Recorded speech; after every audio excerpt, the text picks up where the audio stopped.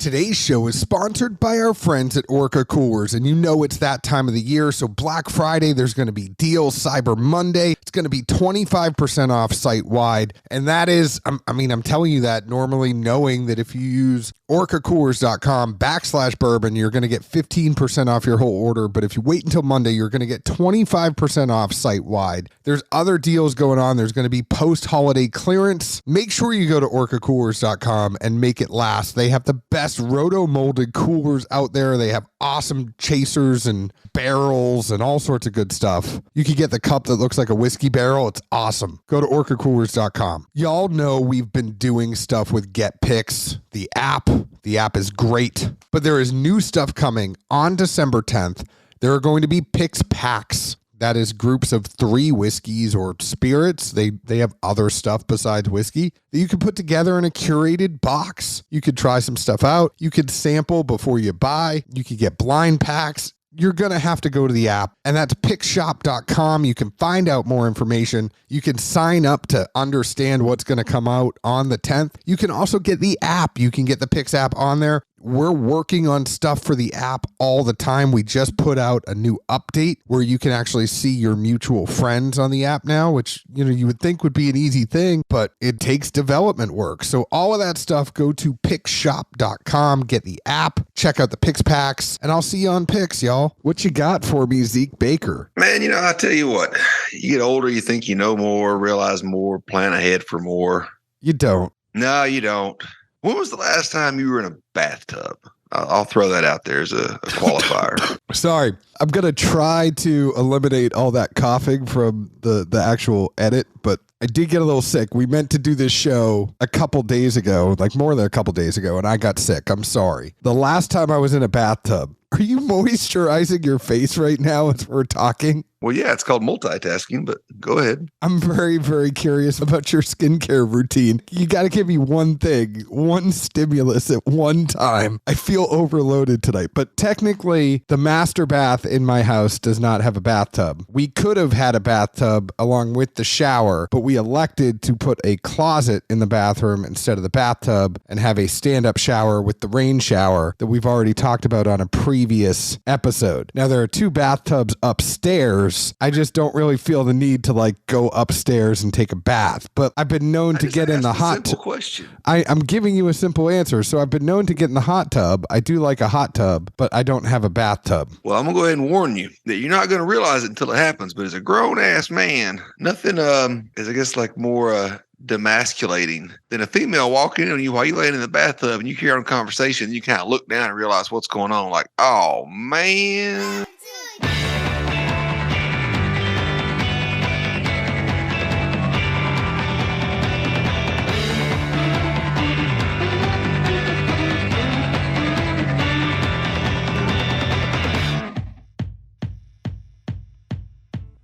Hello, everyone. My name is John Edwards. With me, as always, is Zeke Baker. And together, we make the Dad's Drink Your Bourbon. Wherever you are, whatever time it is, thank you for making us part of your day. You all moisturize yet, Zeke? You need to put a mask on. You okay? Look here. This is prescription grade stuff. Keeps my face looking pretty along with the Botox I got today. I mean, it doesn't make you look that pretty. What you think? I mean, I do think you kind of look like your face got busted open by the ugly stick, but that's a different story. Oh, man. I thought we'd try to keep these shows PC, but if you want me to start cussing, I can. I'm just saying, you are looking more and more Kramer these days and less like young Zeke. It's wintertime. You're supposed to grow your hair out a little bit. Those of us that have hair know the rules. I can't help your privileges got taken away. I make the rules. That's what bald people do. We make the rules. No, because you can't grow out hair if you wanted to. I don't know. You can't donate to wigs for kids like I did once. You did once, and you had a man bun to do it. It was very, very, very controversial. Hey, I can say I did it.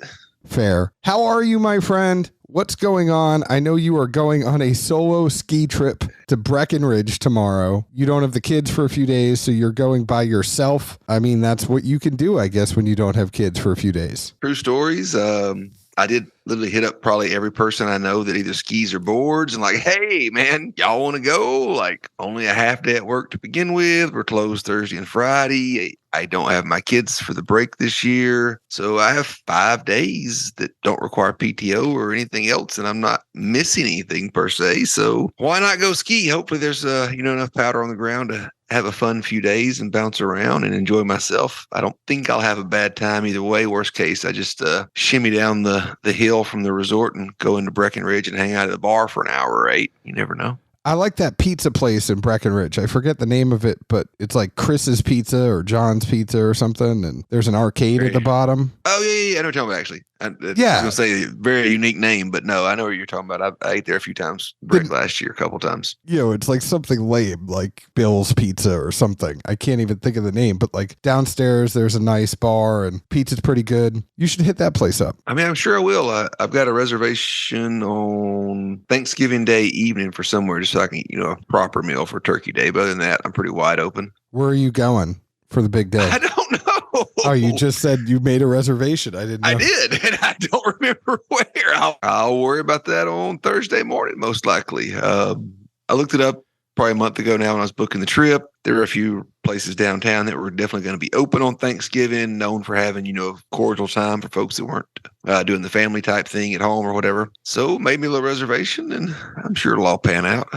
I've been through worse. I'm sure it will. All right, everybody, we won't shoot the shit for that long. Typically, what we do is we draw this out for content. This year, we're not, because it's been hard enough to lock Zeke down. And I know y'all want to know what we think about this. I don't know why. I mean, it's just us. But rather than draw this out and have a whole bunch of different episodes and 5 different episodes and then a 6th episode wrapping it all up like we always do, we're just going to do this all once. So this is the great BTAC episode of 2022. There's a whole bunch of them that we are going through. There's William LaRue Weller, there's Thomas H. Handy, there's Sazerac, there is George C. Stagg, and there's Eagle Rare. So when we go through this, thanks to our friends over at Breaking Bourbon, I love the way they put everything together. They take the press release that came from Buffalo Trace and they put it in an awesome format that we can all look at. I also want to give a special shout out to Buffalo Trace. I know they changed around things for their media list this year, and I'm very, very, very happy to say that we were on it. So thank you very much to Amy and the good folks over at Buffalo Trace for providing us these samples. As you know, these samples do not guarantee that we are going to give an awesome review on it. We are going to give an awesomely honest review on it. So that being said, Zeke, which one do you want to start with? I mean, I can do whatever. My notes are in the order of what I assumed was proof as far as Saz, Eagle Rare, Handy, LaRue, Stagg. So it's actually Saz, Eagle Rare, LaRue, Handy, Stagg. But, close enough. Some semantics, right? Let's start with this year's Sazerac. This year's Sazerac rye, it was distilled in the spring of 2003 and 2004. It is 90 proof. The proof off of the still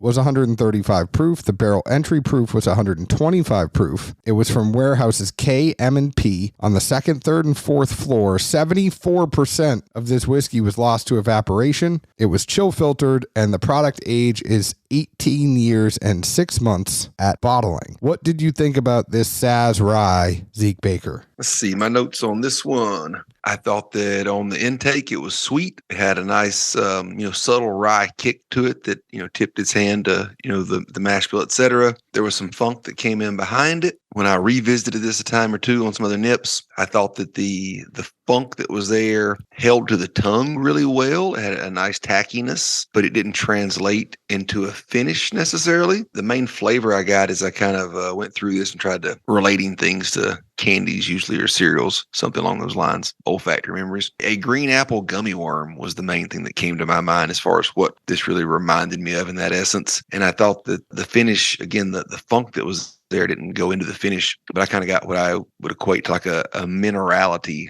type linger, especially if you you grew up on well water or something like that, like I did out in the country. It definitely kind of had that essence to it. I totally agree with you on the funk. Like, it's definitely got a funk. There's something just from the beginning of your palate to kind of mid back palate, but it doesn't go all the way to the finish, like you said. Along with that funk, I got some orange peels, pepper, a little bit of cinnamon, and maybe a little bit of maple syrup. But like, I think the orange peels definitely kind of were a little bit of the funk in the sense where it's like, it's not the citrusy part of the orange. It was definitely like the rind and that peel, kind of like the sour aspect of it, you know, like not the sweet part of the orange. I think my problem with this one is just that it comes in at 90 proof. And I think that's kind of always just the mouthfeel aspect of it. Like, I feel like I can taste the proof. I just kind of wish it was a little bit higher. Like, it doesn't need to be 130 like the Handy. I just wish it was over 100 rather than 90. Yeah, I had a similar discussion a few nights ago, literally when we were going to try to record this the first time and you couldn't make it. Our buddy Wes came over. You know, the first thing he says is, "Hey, man, where the hell is that BTAC?" He's over like, you know, digging around the house. Like, dude, you got here before I did. What the hell? So we're going through these and I assume we'll just do banter for each one as opposed to trying to circle back. Oh, yeah, let's just be more confusing. We had a similar conversation and he was, I guess, digging down on it more than I was. And I'm like, all right, well, you know, going in, it's 90 proof. You know, it's an 18-year product. And literally, if I'm just going to have these all at a bar lined up, I think it's a pretty damn good pour. Take out the cost, take out secondary costs for sure. And obviously, it's not apples to apples, the rest of the BTAC lineup, but you take the variables out you can't control. I mean, I thought this was a pretty damn good pour. Here's the thing. I'm not going to tell you to like shy away from this at retail. I feel like I'd be stupid. It's like when we have the conversation. I mean, because MSRP on all of these is $99. Now, are liquor stores actually going to put them out for $99? They kind of stagger anywhere between $100 to $300 when liquor stores put them out around this time. And unless it's a terrible liquor store that puts it at secondary to begin with, you know, like if you're in a raffle or your store's hooking you up at the end of the year, they're probably going to charge between $100 and $300 for this. It's a good whiskey. It's a good whiskey. I would pay, you know, $250 for this. It's a good whiskey.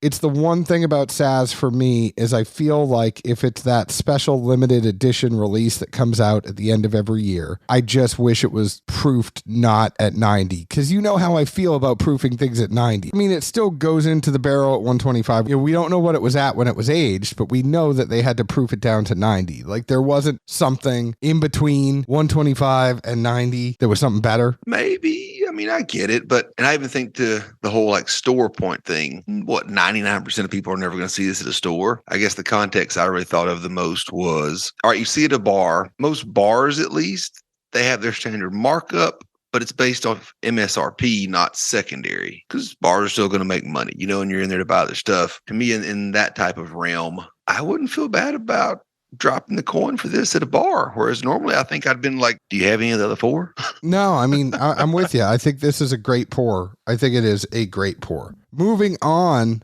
up the line, so we both agree we like the Saz. Eagle Rare, it's 101 proof. It is 50.5% ABV. If I look here, it was distilled in the spring of 2005. It's 101 proof. It was off the still at 140, in the barrel at 125. It was warehoused as HK&L. On the first and fourth floor, 70% was lost to evaporation, and it was 17 years and 5 months at bottling. What did you think about this one, Zeke? The first thing I picked up on this, I wrote down brief funk, but I just got to throw out there, since we're going in the order, that it's not the same funk as the Saz. It's very different. I almost feel like the barrels they were in, the cooperage, the staves, like something was very different other than this being a rye and a bourbon whiskey to be aged roughly the same amount of time. There's a funk to it. It's just much more of the charred side, whereas I felt like the Saz really had a great oak character into it. Like those barrels were nice, whatever they were. Let's be honest. This day and age, the little flash of funk that was there kind of dissipates and moves out pretty quick. I thought it was charred, and it wasn't hard or bitter or a bite. It was a soft type char that kind of led to like a marshmallowish flavor. Then I thought it just got really thin, and by the finish, it was just completely dissipated. I mean, I hate to say flash in the pan, but most anything I picked up seemed that way. I see what you're saying, and I would just say, like, not to oversimplify the Eagle Rare for me. I just felt like the oak and the dryness of the barrel overpowered all of the other notes that would have been in there, and it just wasn't my favorite out of the bunch, just because I feel like it was a drier bourbon than we would probably like. Yeah, Yeah, and I feel like for a lot of these, there's certain intangibles we just kind of expect and are probably going to be there. But what was it, 2 years ago, 3 years ago? Right after they first gone to, Eagle Rare back at the 101 for the 17. And it was great. Yeah, I mean, I think I ranked it number 2 for BTAC, whatever year that was. I don't remember. Just Yeah. getting old as hell. But again, it's not like we pre-rank these in our heads going in or have like a preconceived notion like, well, here's probably what we're gonna get out of this. Here's probably what we're gonna get out of that. Like, try to be as open as possible. I just felt like this one fell short, even in the brief history that it's been 101 proof compared to some of the previous offerings. Yeah, I just think that the dryness of it for me was, I could give you other notes and the faint other notes I got there, but it was just so dry and oaky. I was very, very surprised at the way everything was, especially with this one and what you would expect, like how oaky it was. But maybe we do this in a rolling fashion kind of thing. Well, so far we've gone through the 2. You can pick one of these 2 at the bar. Which one are you picking? I'm picking Saz at this point. Same. Right? All right. You see where I'm going now? I see where you're going now. So the next one we're going to look at, if we're going in rank of proof, we are going to look at the William LaRue Weller. So Weller this year, it was distilled in the spring of 2010. It's 124.7 proof. That is the barrel proof. It was 130 proof off the still, 114 into the barrel. It was warehouses C, K, and N on the second, third, and fourth floor. 64% of this was lost to evaporation. There is no filtration on this, and it was 12 years and 8 months at bottling. What did you think about this year's William LaRue Weller, Zeke Baker? Well, I just have to throw out my disclaimer that I think I probably do every year. I don't see how William LaRue ends up at the proof it is. Like you said, this is what, second, third, and fourth floor. Mm-hmm. The what, 114 or 115 entry proof, just like Weller full proof is. I mean, we've done Weller picks. Granted, I guess it's usually 7, maybe 8 years as opposed to 12 for this, but they're not that far off of the bottling proof. If this is second, third, and fourth floor, that's not very high. Like, how does it climb? I mean, obviously we know how it climbs, but like, it aggravates me. All right. Do you disagree? I don't know. It's fine. This one, funny enough of this, it was Kentucky corn and wheat and barley from North Dakota with Kentucky limestone water. It was independent stave with a number 4 char level. Fun times there. My notes for this one, very simply, first things I picked up were caramel, toffee. I felt like it had a sweetness to it that was intertwined with tobacco. There was some light spice moving through it. It had a really good viscosity, and I thought that the finish reminded me of somewhere between a Heath bar and like a Mr. Good bar, but maybe dial back the peanut some. Like, not as peanutty as Beam, but kind of in that space, especially when you mix it with like the Heath bar. I hate when you make me agree with you. I just kind of said leather, tobacco, spice, nutmeg, vanilla, chocolate. Like, everything that you were describing with metaphors, I completely agree with. But, and we both write this stuff down without overthinking it, or I hope we do. And we don't talk to each other first. I mean, we wrote this independently. Yeah. But if you go back and think about what a wheater is supposed to have, I don't think this really matches textbook wheater, does it? No. I mean, a wheater is supposed to be sweeter. Like, this has some depth to it. It has some complexity to it. I was really impressed by this year's Weller. It's a very good bourbon, but I think in the essence of what people have been trained or pitched to think of for a wheater, I just don't think it really embodies that profile so much. But it completely messes with you because of the way the proof is and the floors it's on and all that other stuff. Like, it's just messing with you like crazy. Anything else you need to throw in there on the William LaRue? No, but where's it rank for you? I'm putting it above the Saz. ER still is the caboose currently. So you're putting it above the Saz or below the Saz? Sorry. I put the LaRue above the Saz, and then Eagle Rare is the caboose. I am with you just like that right now. Moving on in proof, we are going to go to the Thomas H. Handy. That is the next one we're going to. It was distilled in the spring of 2016.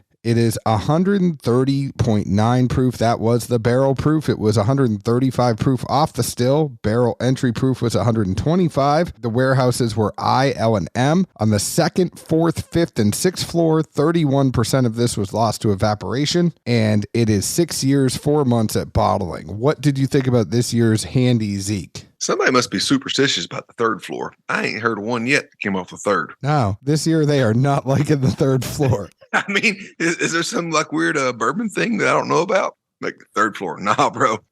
That's where we put the filler. Weird, right? I mean, any rate, I'd like finding dumb anomalies, but I'll leave it at that. And I'll also say that I think handy is the biggest wild card, right? Yeah. There's been years where we both thought it crushed the lineup, and years where you're like, not so much today. That being said, for this one, I thought it was a very big, rich spice with some underlying funkiness that came into it. The spice was definitely hot. You could blow it off, so to speak, in the essence of like when you taste something, leave your mouth open enough, get a little airflow in and out, that alcohol vapor is going to come off some, and then hopefully you can get the flavors, sinking down on the palate. And from that, I was able to get some tobacco down under, but that was really all I picked up on this. I mean, there was some of the natural, like, candied type flavors and things in there that you'd expect from a cask strength rye. It wasn't really prominent in any direction, and I didn't even write down any other flavors as being like, that one jumped out at me. You didn't even get the orange? I mean, I did, but I mean, to me, that's part of the candied thing. But again, it's a cask strength rye. I mean, I try to point out congeners or things that, might be a little different or stand out in ways other than the textbook profile of, well, you're drinking a 6-year cask strength rye. You can expect X, Y, and Z. Well, no shit. Oh, they've all got that.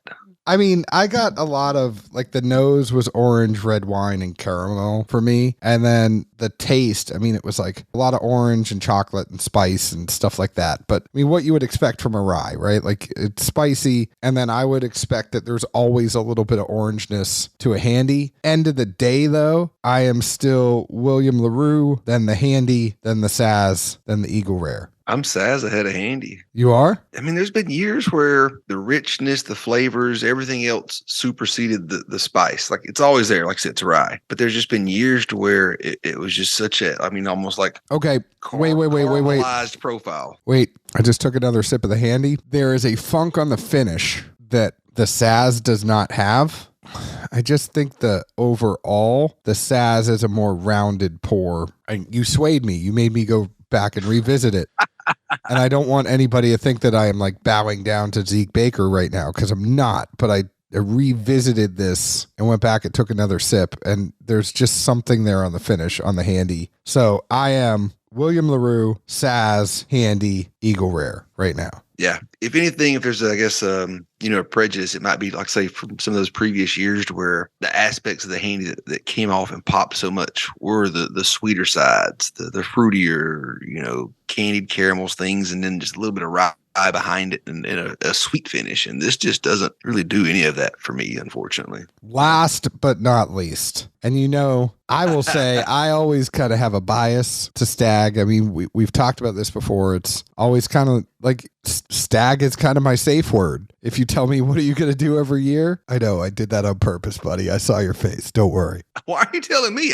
I'm never going to need to know it. Because what people can't see is you're trying to take a sip of your drink right now. So I'm just going to say it over and over until I get you to spit up that drink. But this was distilled in the spring of 2007. It is 138.7 proof. That's the barrel proof. It was off the still at 140 proof, into the barrel at 125 proof. It is Warehouse K on the first. And are you ready for this, Zeke Baker? Oh, shit. First and third floor. 75% was lost to evaporation. There was no filtration. And this was 15 years and 5 months at bottling. What did you think about this one, Zeke? Well, before we dive in, I'll say I at least wonder, are these the same barrels that weren't quote unquote ready last year? Or do you think they scrapped them all and went to a different set? It's a great question. I don't know. I mean, I almost wonder if, and clearly I don't take the time or have the energy to like look at last year's press release when they announced that they weren't going to bottle it. But I wonder if in that they did like put like, hey,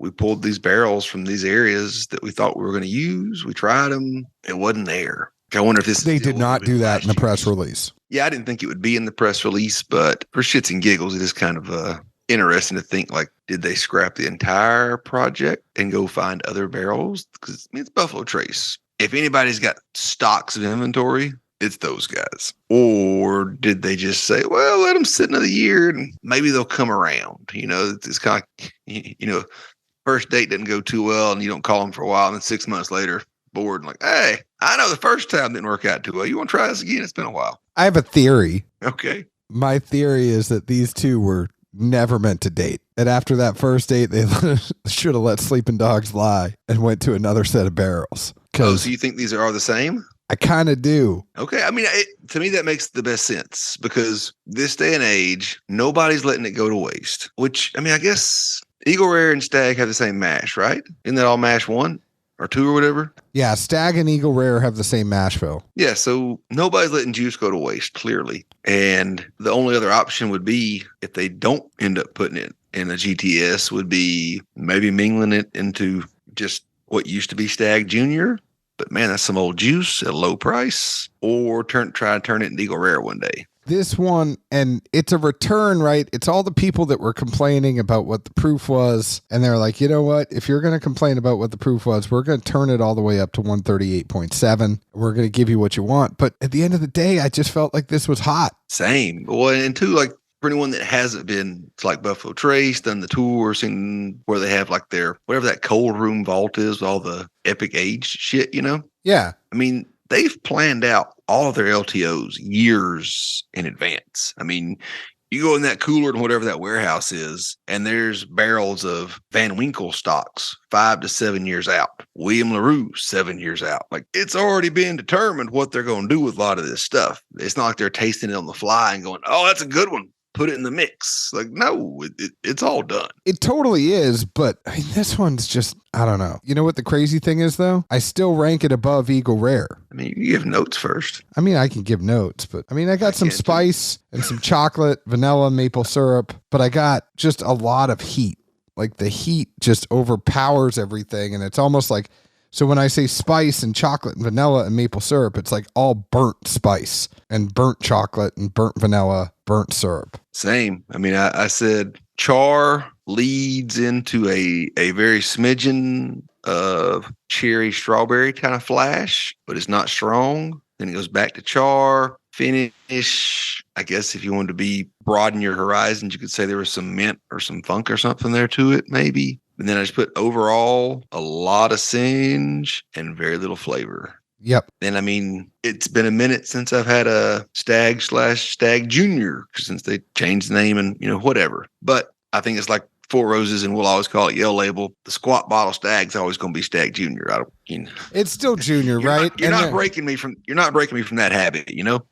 But there's been a couple of those juniors that were so hot. Well, there have, but how many juniors have there been that I think would smoke this thing right out the door? Oh, I mean, I agree. I'm just saying, I think there's some juniors that are just like this, where like that's where it's like you're playing with fire, right? At this point, sometimes you're going to get burnt. Sometimes you're going to be okay. This one, you got burnt.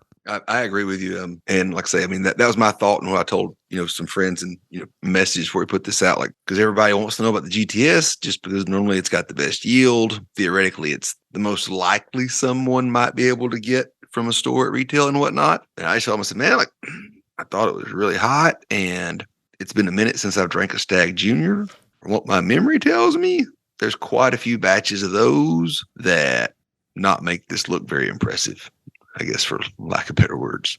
So I guess end of the day, we look at this. I have William LaRue Weller, Sazerac, Thomas H. Handy, George C. Stagg, and Eagle Rare. About where I am, man. And I mean, honestly, you could flip-flop the bottom two, and it doesn't really matter. I don't feel like re-nipping them, but as opposed to I am to just straight heat these days, if they're the same price at a bar, I think I'm going Eagle Rare, dude. There's just, I don't know.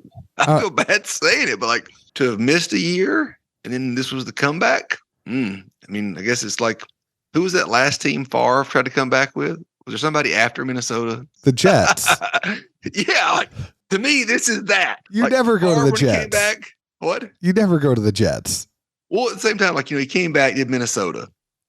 He made a run, had a playoffs. It wasn't bad. But then that next time when he came back, like, dog, come on, man. This was like Montana with the Chiefs. Yeah, I mean, same thing. But, you know, like, all right, you get one bounce back, but you got to do something decent with it. I mean, I don't know. It definitely wasn't like a Brady to the Bucks and a Peyton to the, you know, Broncos kind of thing. It'll be interesting to see, you know, especially how excited I'm sure the enthusiasts are for GTS to be back.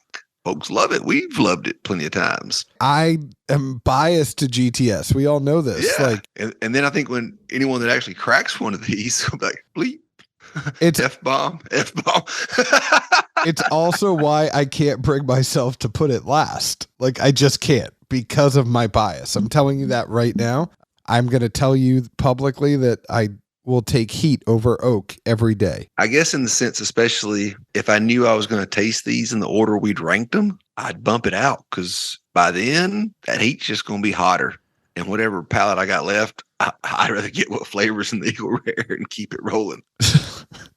All I want to say is I want to emphasize the positive, though, because I do think the William LaRue and the Saz are really, really good this year. If you're looking and a lot of people write, like, let's put this in context of the questions I get. I'm sure you get these questions too. Everybody's like, listen, my store called me. I get one pick. Like, what's my one pick? Go William LaRue. And if you can't get William LaRue, go Sazerac. Like, those are kind of the questions people want to know. Like, let's look at this positively. The Weller and the Saz are really, really good. The Handy is good, not great. And then there's a huge drop off, I think, when it goes to GTS and the Eagle Rare. Yeah. And again, like, me, I kind of at this point dial it back into even the bar or restaurant space. Because I think for most people, that's really the only way they're going to get them. All these, as far as I know, at least I think have very similar MSRPs. Your restaurant markups going to be what it is, but I wouldn't feel bad ordering almost any of these as an ounce from the bar. Like, you know what you're paying, but the variance in profiles and what you're going to get out of it, you're not going to get something that you're mad about, I don't think. At least if you know what you rye, bourbon, et cetera, going into it. Yeah.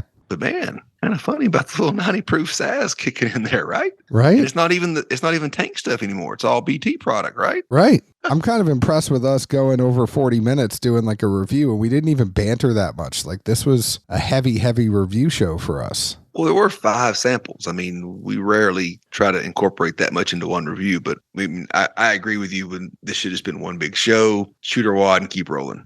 Thank you to Buffalo Trace for sending us these samples. Thank you, Zeke, for spending some time with me. Hope you have a good time in Breckenridge. You can find us on Facebook at Dad's Drinking Bourbon, Twitter at Bourbon Dads, Instagram at Dad's Drinking Bourbon. Please leave us an open and honest review like we leave open and honest reviews about the whiskey we drink. Zeke, where else can the folks find us? Normally good old Nashville, Tennessee. And if anyone hears this and happens to be in Breck for Thanksgiving weekend-ish, fire away. I should be out there somewhere. I'm going to try and put this out for Thanksgiving. So cheers. Ciao.